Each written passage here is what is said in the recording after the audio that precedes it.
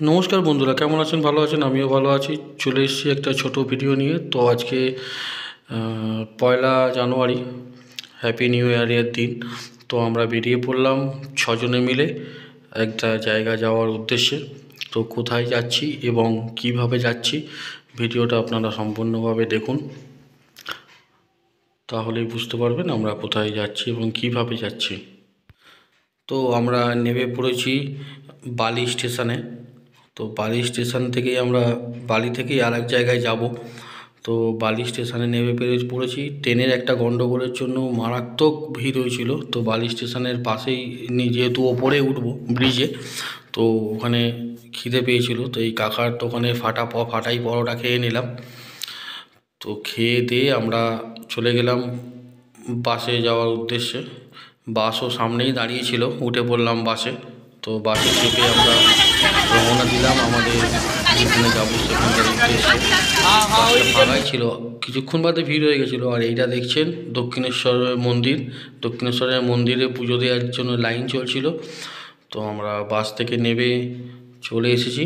এবার যেহেতু রাস্তা পার হওয়া যায় না, তো স্কাই ওভার যে আন্ডারগ্রাউন্ড, সেই স্কাই ওভারের তলা দিয়ে আমরা চলে গেলাম আমাদের গন্তব্যস্থলের দিকে। তো এই চলে এসেছি, আমরা বেরিয়ে পড়েছি স্কাই ওভার থেকে। তো স্কাই ওভার থেকে আমরা এগোচ্ছি আমাদের দিকে। তো এইখানে এই ভাই হঠাৎ পেয়ারা মাখা বিক্রি করছিল। তো দেখে আর লোভ সামলাতে না পেরে পেয়ারা মাখা কিনে নিলাম। তো পেয়ারাটা মাখছে, তো মেখে আমাদেরকে দেবে। এই যে আমাদের পেয়ারা মাখা কমপ্লিট। পেয়ারা মাখা নিয়ে আমরা আমাদের উদ্দেশ্যের দিকে টিকিট কাউন্টারের দিকে চলে গেলাম। নিশ্চয়ই টিকিট কাউন্টারটা দেখে অনেকে চিনতেই পেরেছেন যে এটা কোথায়। তো আমরা টিকিট ঝটপট কেটে নিলাম। তো বীভৎস ভিড়ও হয়েছিল সেই দিনকে আমাদের ইকো পার্কে। তো এত ভিড় হয়েছিল যে টিকিটেও প্রচুর লাইন পড়েছিল। তো টিকিট কেটে আমরা কমপ্লিট করে আমরা ভেতর দিকে চলে গেলাম। এই হচ্ছে ঢোকার প্যাসেজটা। তো এখান থেকে আমরা ভেতর দিকে আস্তে আস্তে যাব।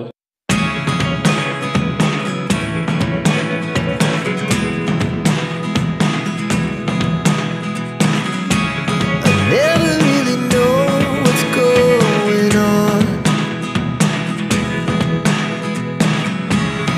Look at me sometimes like all you want to do is run.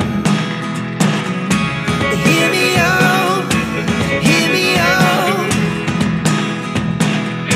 If all the things ওইটুকুনি হেঁটে আসতে না আসতে আমাদের পেয়ে গেল খিদে। তো আমরা পেয়ারা মাখা, লেস, কুরকুরে, কেক, জল একটু খেয়ে নিলাম। খেয়ে উঠে পড়লাম ওখান থেকে। উঠে পড়ে এবার বাকি সব জায়গাগুলো একটু ঘুরে ঘুরে দেখব। কেননা আমি গেছি আগে, অনেকেই আছে যারা নতুন গেছে, তারা একটু ঘুরে ঘুরে দেখে নিক সব কিছু। তারপর আবার আমরা পরে বসবো, বসে মেন খাবার দাবার করব, খাবার দাবার খাবো। এই হচ্ছে ইকো পার্কের ঘুম স্টেশন, যেখানে গেলেই সবার ঘুম পেয়ে যায়। তো বন্ধুরা, ভিডিওটা সম্পূর্ণভাবে পুরোটা দেখুন। ভালো লাগলে কমেন্ট করবেন এবং খারাপ লাগলেও কমেন্ট করে জানাবেন।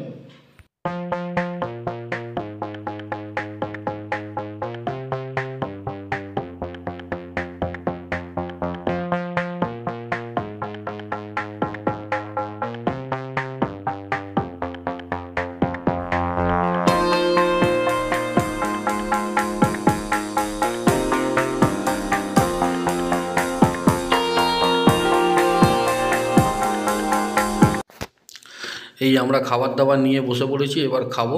সবাই খাচ্ছি বিরিয়ানি, আর এই মিঠি বিরিয়ানি খায় না, তাই একে দেয়া হচ্ছে ভাত। তো এই ভাত খাচ্ছে, আমরা সবাই রেডি হয়ে গেছি খাওয়ার জন্য। এবার আমরা খাবো। খাওয়া হয়ে গিয়ে একটু রেস্ট নিয়েছি, রেস্ট নিয়ে আমরা বেরিয়ে পড়েছি এবং আমরা এগোচ্ছি আগে।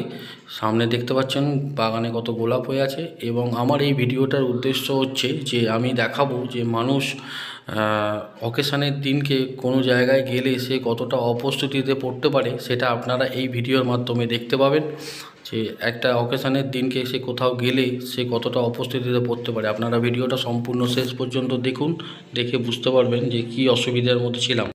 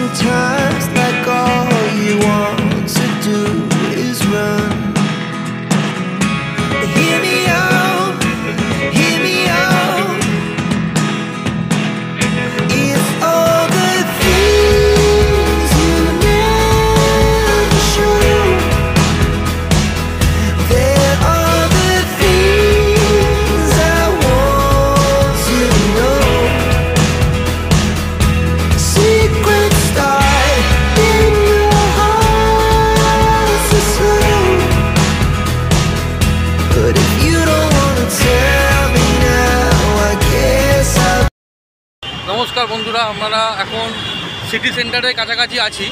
তো এখন আমরা ওখানে তো বাস পাইনি, প্রচুর ভিড় ছিল। তো আমরা হেঁটে হেঁটে চলে এসেছি সিটি সেন্টারের কাছাকাছি। তো আমাদের মোটামুটি এত হাঁটি না, তো আমাদের জীবন বেরিয়ে যাওয়ার মতো অবস্থা হয়ে আছে। এবার বাস যতক্ষণ না পাচ্ছি ততক্ষণ আমাদের কন্টিনিউয়াস হেঁটে যেতে হবে। তো আমরা হেঁটে যাচ্ছি। আমাদের সঙ্গে কে কে আছে দেখে নিন। এই দেখুন, এতে সঞ্জু,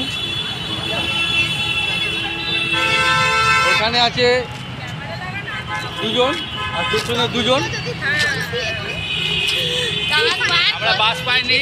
আমরা বাস পাইনি, তাই জন্য হাঁটছি।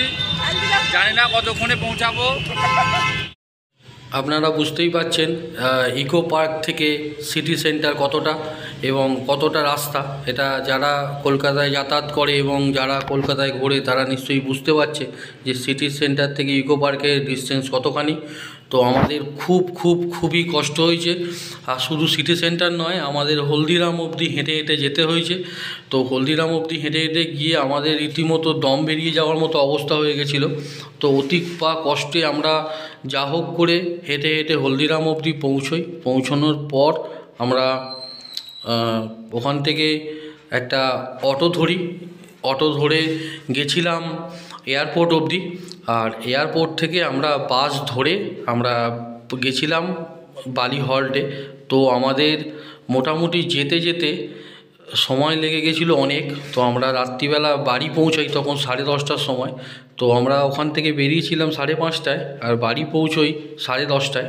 তো বুঝতে পারছেন টাইম কতটা লেগেছিল।